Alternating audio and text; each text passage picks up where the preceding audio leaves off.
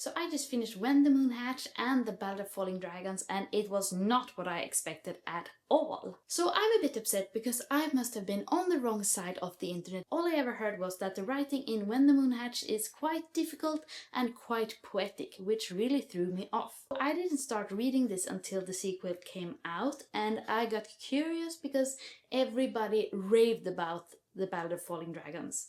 And I also loved them. I can't believe I had this gem on my shelf for so long, but I'm also really happy I read them back to back. If you don't know what this is a high fantasy with an amazing love story, and it has all the things I really like in a fantasy series. It's a really lush, beautiful fantasy world.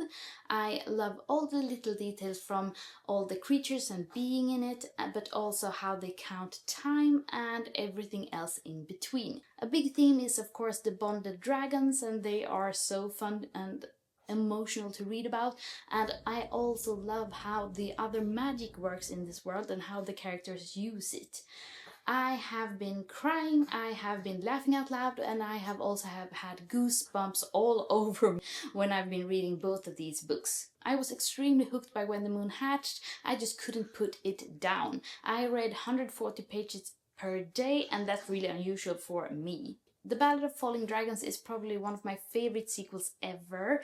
I think it's such a good second. It takes everything from the first book that I like and makes it better. We get so much more understanding for everything about the characters. The love story just keeps on growing, and there's so much yearning and emotion in these books.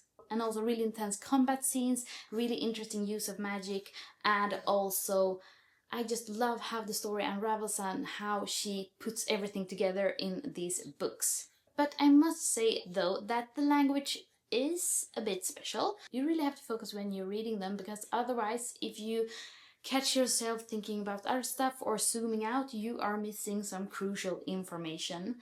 So I can see where things go wrong if people think this is just some usual romantasy and picks it up. But if you want a really lush fantasy world, one of the best MMCs I have ever read, a really interesting plot twists, really amazing characters, and everything else in between, I really think you should give these a go. Every time I'm going to look at the moon, I'm going to see a dragon from now on. This has become one of my favorite series ever, and Sarah, you need to write the third book now, because I'm going to need it soon.